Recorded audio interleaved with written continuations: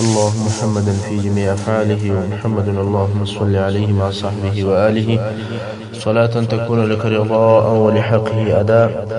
أما بعد، رسول صلى الله عليه وآله وسلم د سیرت اتشبیتمه برخه په تیره برخه کې مو د غزوة بني المستلق بیان تر دې ځای پر رسولی و کله چې حضرت عائشة رضی الله تعالی عنها دا حال ولیدی چې هیڅوک نسته چې د دې تصدیق او دفاع وکړي، او دا هم ډیره موده په بېخبري کې وه، نه چا پوښتنه ځینې وکړه نه چا حال ورته ووایي. دفعتن او ناڅاپه په داسې موقف ګرفتاره سوه، نو رسول صلی الله علیه وسلم ته وویل: په والله زه پوهېږم چې تاسې دغه خبرې تر داسې اندازې اورېدلې دي چې ستاسې په زړو کې قرار نیولی دی او تاسې د هغو خبرو تصدیق کوئ. نو که زه تاسې ته ووایم چې زه بری یم او الله شاهد دی چې زه بری یم، تاسې زما دغه خبره نه منئ، او که ما یو داسې شی ووایي او په هغه مې اقرار وکوئ چې الله شاهد دی چې زه د هغه څخه بری او پاکه یم، نو تاسې یې نه منئ. یعنې که زه ووایم چې هو توبه مې ده، تاسې یې منئ، حال دا چې دغه زما توبه درواغ ده، ځکه الله جل جلاله خبر دی چې زه بری یم. او که زه انکار وکم تاسې نه منئ چې تاسې هم پر ما شکمن شئ، نو به څوک زما خبره ومني. په والله زه د ځان او ستاسې دپاره بل مثال نسم پیدا کولی بې له قوله څخه. دې رغدتنها کوشش وکړي چې د یعقوب علیه السلام نوم ور په یاد کړي، خو د ډېره پریشانۍ او د هغه غم او د درد په سبب باندې چې دې ته پېښ سوي ول، د یعقوب علیه السلام نوم ځینې هیر سو. نو یې وویل: زه د خپل ځان او ستاسې دپاره بل مثال نسم پیدا کولی بې له قوله څخه د ابو یوسف. د یعقوب علیه السلام نوم یې نه سو ور په یاد، نو یې د ابو یوسف نوم ووایي چې هغه وایي په سورة یوسف 18 نمبر آیت: فصبر جمیل والله المستعان على ما تصفون. یعنی زما کار نور صبر دی چې خلکو ته هیڅ شکایت ونه کم، او د دغه خبرې تحمل او د زغملو توفیق د الله څخه غواړم.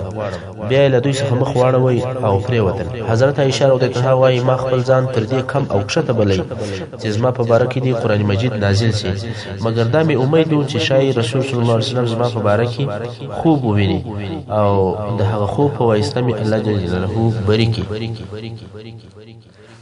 ځکه د انبیاء علیهم السلام خوب حق دی.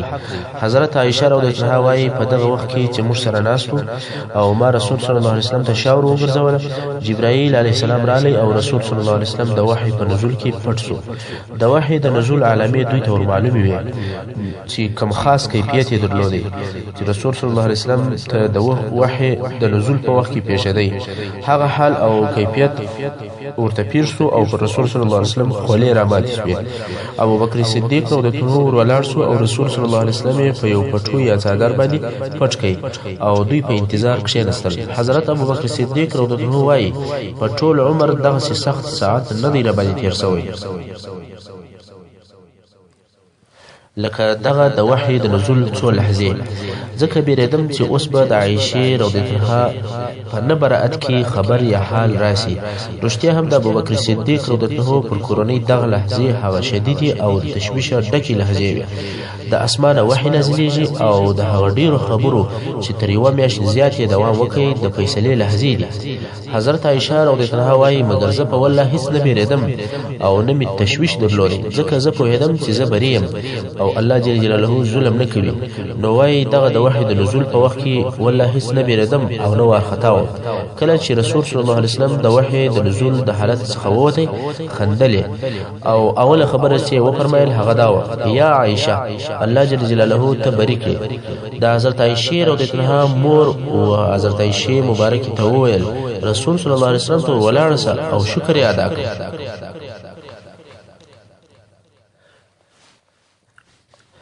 حضرت عایشه رضی الله عنها چې په خپل الهي براءت سره نازیدله او د رسول صلی الله علیه وسلم پر هغه محبت چې د دې سره درلودی پر هغه پوره باور وو، نو یې وویل: والله هیڅ کله به د صلی الله علیه وسلم ته نسم ور ولاړه او بېله الله به د هیڅ چا شکر نه کماده. وروسته رسول صلی الله علیه وسلم امر وکړي چې خلک دې په مسجد کې راټول سي. خلک راټول شول او رسول صلی الله علیه وسلم منبر ته وختی، په خطبه ویلو شروع وکوله او د سورة النور هغه آیاتونه چې دغه اوس نازل شوي ول مسلمانانو ته تلاوت کړ.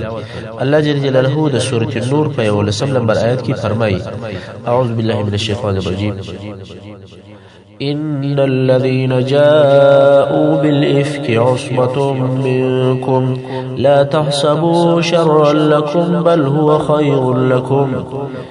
بشک هغه کسان چې د عائشې رضی الله عنها په باره کې دغه لوی او غټ درواغ راوړي دي او دا ستاسې مسلمانانو څخه یو ډله ده.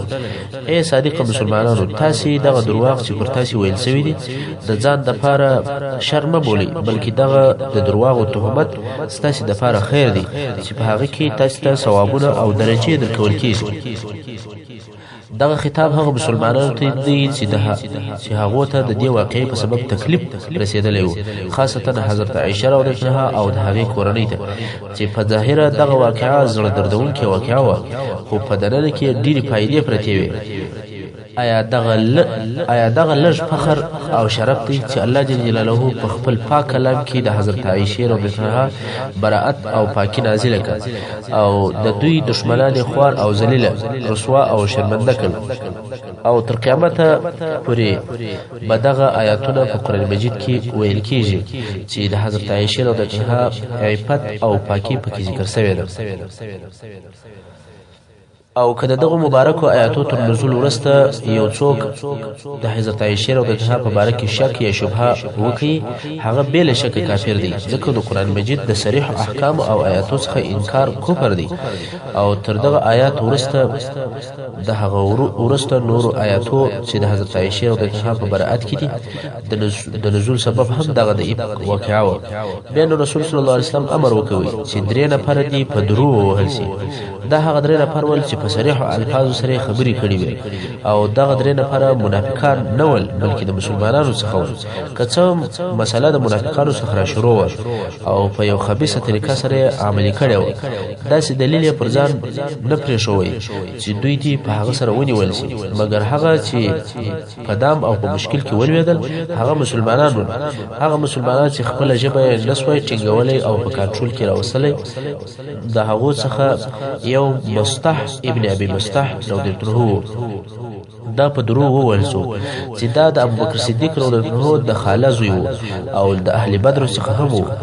او بل حمنا بنت جحش رضی الله عنها دا هم په دروغ وویل سو. حمنا د هغه زینب رضی الله عنها خور ده چې ام المؤمنین او د رسول صلی الله علیه وسلم زوجه ده او د حضرت عایشې رضی الله عنها بد ده، خو په خپل زینب رضی الله عنها خپل خوله او ژبه د بهتان ویلو څخه وساتل. حضرت عایشه رضی الله عنها وایي مگر زینب خپل ایمان وساتي، که څه هم هغه بنوه خو چپه خوله پاته سوه او په دې موضوع کې خبرې نه وکړي. مگر حمله چې د زینب خور وه هغې ژبه نه وساتله او بیا په اخر کې په دروغ وویل سوله.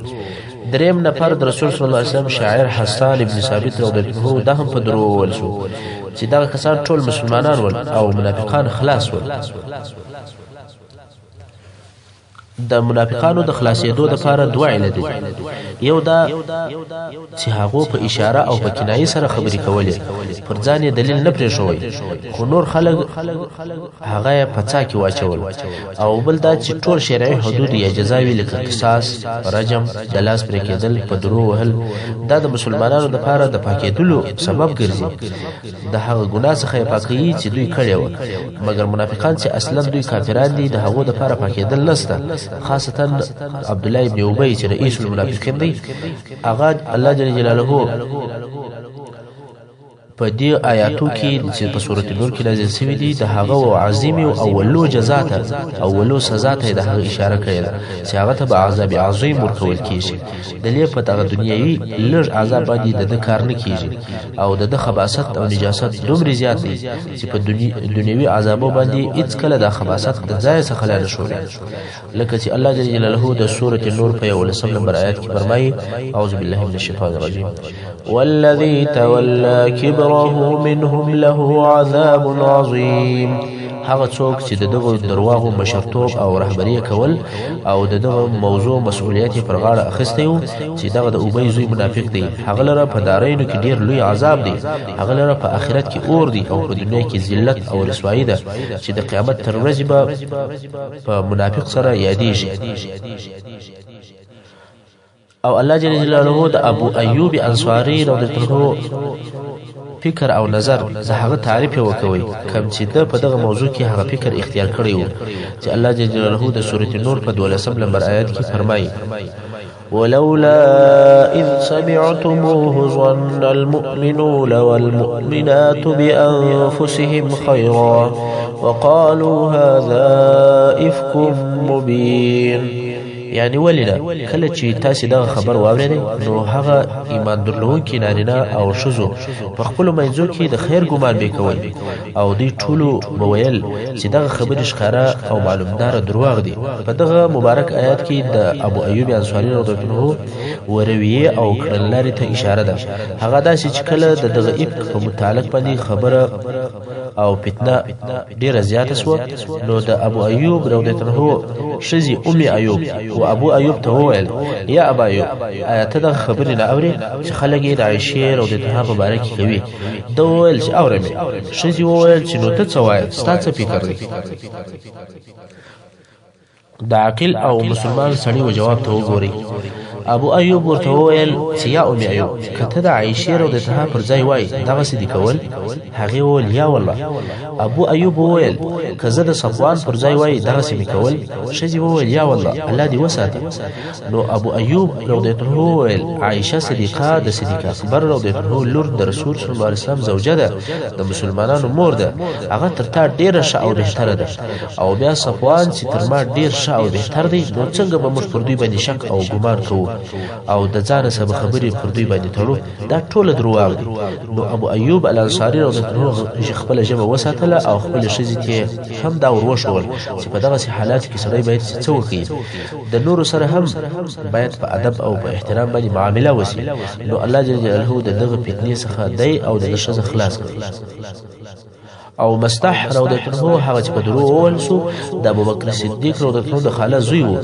څنګه چې ډیر غریب او مسکین وو خرڅ او مصرف ابوبکر صدیق رضی الله عنه د خپل مال څخه ورکوي خو کله چې مستح رضی الله عنه په دغه موضوع کې بل ضرورت خبري وکړي آیا دا د لپاره مناسبه و دا د هغه مرستي او د نیکی بدلاوه ابوبکر صدیق رضی الله عنه د ټول مصرف ورکوي او د هغه نیکی په مقابل کې پر لور باندې یې کوي نو ابوبکر صدیق رضی الله عنه قسم یاد کړي چې تر دې ورسته به مستح رضی الله عنه ته خرڅ او مصرف نه ورکوي څو د الله جل جلاله دا قول په سورۃ النور کې چې 22 نمبر آیات دا نازل شو اعوذ بالله من الشیطان الرجیم ولا يأت لأولي الفضل منكم والسعة أن يؤتوا أولي القربى والمساكين والمهاجرين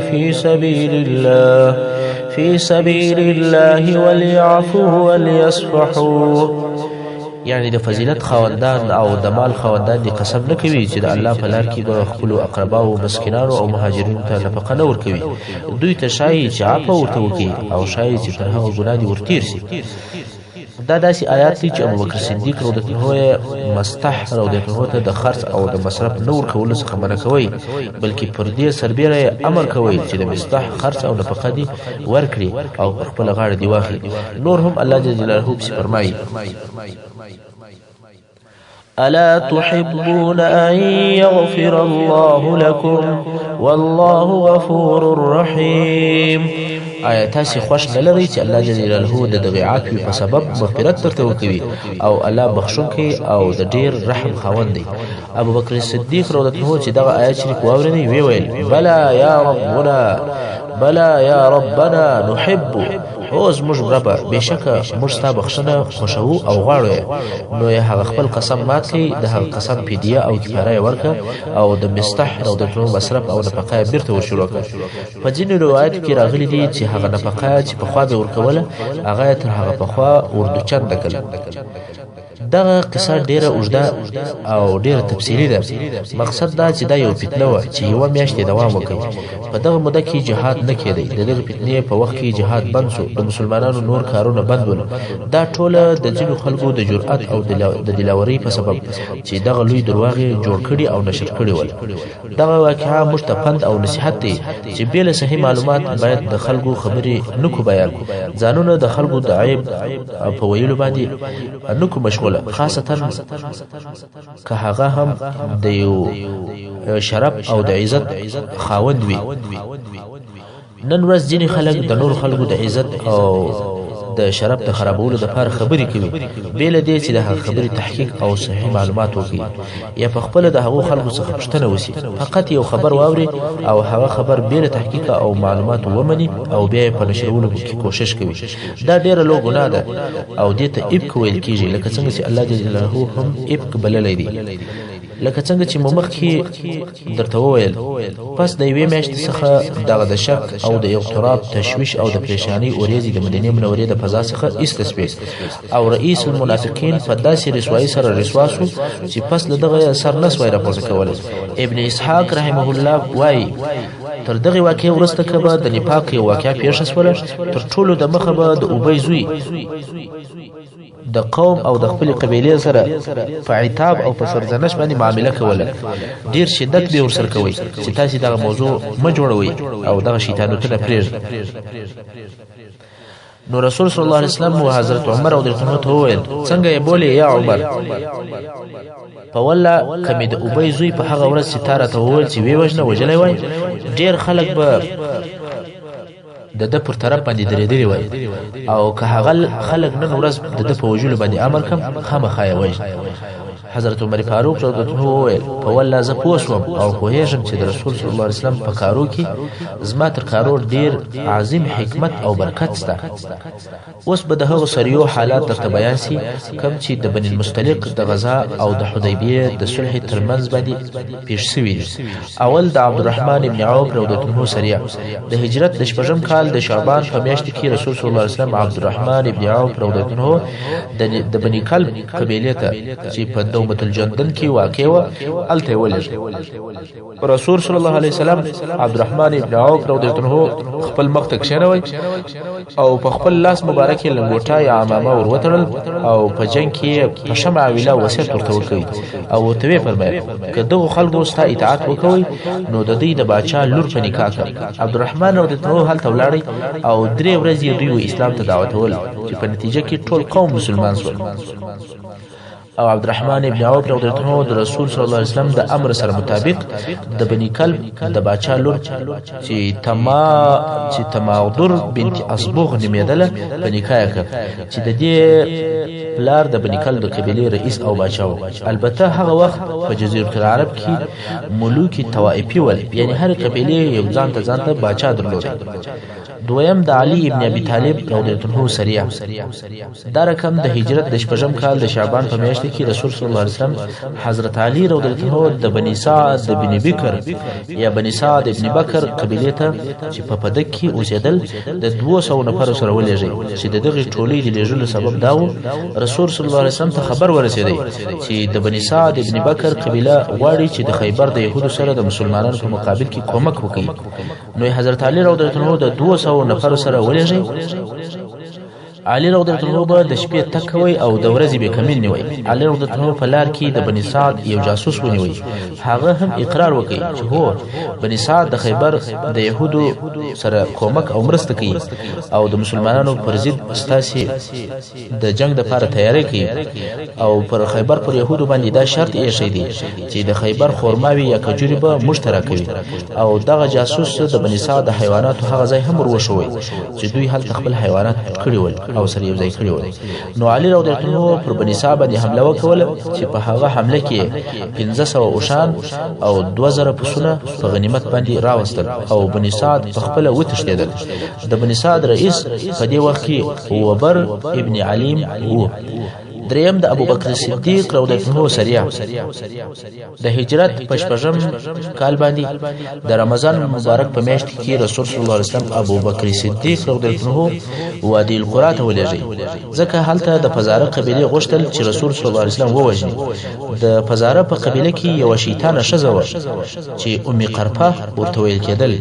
د رسول صلی الله علیه وسلم د وژلو لپاره خپل کورنۍ څخه 10 نفر جنگیالي سره یو ځای کړي ول رسول صلی الله علیه وسلم ابو بکر صدیق رضی الله عنه ولېږي چې دغه شذي او د دې کورنۍ ته جزا ورکړي. په دغه سریه کې سلمہ ابن اکوع رضی الله عنه هم ورسره و. سلمہ ابن اکوع رضی الله عنه وایي زه د ابو بکر صدیق رضی الله عنه سره ووتم. د سهار تر لمانځه وروسته موږ پر دغه قبیله باندې حمله وکوله. هغه کسان چې وژل کېدل ووژل شول، خو ما یو ډله ولیدل چې ښځې هم پکښې وې او د غره طرف ته په تیښته رهي وې. زه پر وبېرېدم چې تر ما د مخه به غره ته ورسېږي او هلته بیا زه څه نسم پکولی. نو مې د غره او د دوی په مابین کې غشي ویشتل. دوی چې غشي ولیدل ودرېدل. په دوی کې یو ښځه وه چې ام قرفه ورته ویل کېدله او د دې سره د دې لور هم ورسره وه. دوی می بندیان ونیول او ابو بکر صدیق رضی الله عنه ته می راوستل. ابو بکر صدیق رضی الله عنه هغه د دې لور ما ته راوبخښله. خو بیا چې کله موږ مدینه منورې ته رالو، رسول صلی الله علیه وسلم د ام قرفه لور زما څخه وغوښتله او مکې مکرمې ته ولېږله چې په دې سره د مسلمانانو بندیان د هغه ځای څخه راخلاص کړل. ام قرفه چې ډیره شیطانه ښځه وه، د خپل بد عمل په جزا باندې ورسېدل. دا هغه ښځه وه چې د رسول صلی الله علیه وسلم د وژلو اراده کړې وه او د خپل کورنۍ څخه 10 نفره جنگي پهلوانان د دې کار لپاره تیار کړي او آماده کړي وو. خو د مسلمانانو د طرف څخه دا او هغه 10 نفره ټول ووژل شول. څلورم د کرز ابن جابر بحری رضی الله عنه سریه. کرز ابن جابر رضی الله عنه هغه څوک دی چې د بدر تر غزا د مخه د مدینه منورې پر اطراف حمله وکوله او بیا مسلمان شو او مکه مکرمه ته د فتح په ورځ ولاړی او هلته شهید شو. نو د هجرت په شپږم کال د شوال په میاشت کې رسول صلی الله علیه وسلم د کرز ابن جابر رضی الله عنه په عرنین پسې ولېږي چې د هغو قصه داسې ده. یو ډله چې د عقل او د عرینا د قبیلو څخه مدینه منورې ته رااله او په اسلام سره اظهار وکړ. یعنی په زړه کې نو مسلمانان په ښکارا سره اسلام راوړل او دلته په مدینه منوره کې اوسېدل. څو په یو مرض باندې اخته شو چې په عربي کې وخم ورته ویل کېږي. دا ساری او وبایي مرض دی. نو رسول صلی الله علیه وسلم امر وکړي چې هغه ځای ته ولاړ شي کوم چې هلته د مسلمانانو د بیت المال اوښان ساتل کېږي او د دوی د مرض د علاج لپاره د دغه اوښانو بولي او شیدې څښي. دوی هم لاړل او دغه بولي او شیدې څښلې ترڅو چې الله جل جلاله جوړ کړي. کله چې صحت پیدا کړي او جوړ شول نو هغه د اوښانو ساتونکي او تربیه کوونکي ووژل.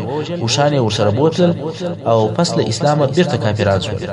رسول صلی الله علیه وسلم د دوی په طلب پسې کرز ابن جابر رضی الله عنه د 10 نفر اصحاب کرامو په ملګرتیا ولېږي او رسول صلی الله علیه وسلم دغه عرنیینو ته شرا وکړه ولله لارځ نور کې او پر دې تنګ کې. الله جل جلاله د رسول صلی الله علیه وسلم دعا قبول کړه او د دوی څخه لار ورکه شو. څو کرز ابن جابر رضی الله عنه په ورسېدی او دوی ونیول. به دغه خلکو پښې او لاسونه ورپرې کړل، سترګې ور وچاودلې او په دغه دشت کې تر مرګ پر پرې شول. دا د دوی د هغه عمل جزا و چې یو واري اسلام راوړي او بیا مرتدان شول او پر دې سربېره د اوښانو ساتونکي هغه ووژل او د بیت المال اوښان هم ورسره بوتل.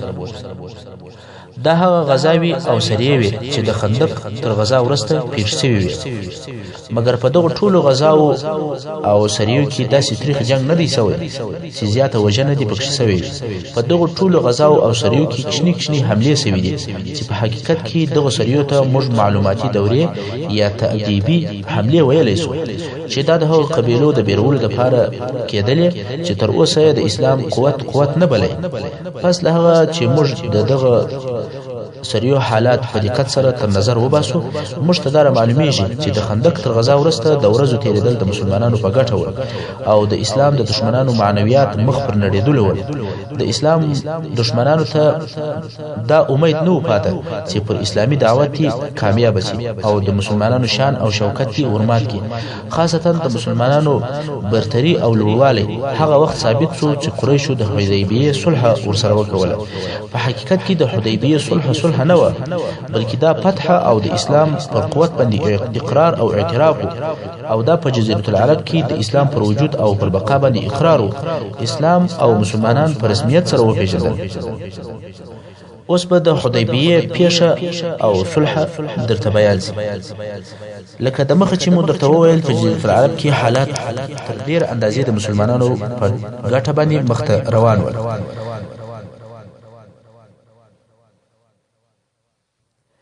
د لوی فتح علامه او د اسلامي دعوت کامیابی په قرار د اسمان په افق کې معلومېدې او داسې مقدمه شروع شوې چې مشرکان په دې سره اعتراف کوي چې د مسلمانانو د حق دی چې خپل عبادت په مسجد حرام کې وکړي. هغه مسجد حرام چې د شپږو کلو راهیسې مشرکان مسلمانان منع کوي او هغه ته نه ورپرېږدي. رسول صلی الله علیه وسلم په مدینه منوره کې او داسې خوب یې ولیدی چې رسول صلی الله علیه وسلم او د سره اصحاب کرام مسجد نبوي ته او مسجد حرام ته چې مسجد مکه ورته ویل کېږي ور داخليږي. د کعبه شریفې کلی اخی او پر کعبه شریفه طواف او عمره کوي او ځینې د دې صحابه کرامو خپل سرونه خري او ځینې بیا غچ کوي. رسول صلی الله علیه وسلم دغه خوب اصحاب کرامو ته وویل. هغه هم ډیر په خوشاله شول.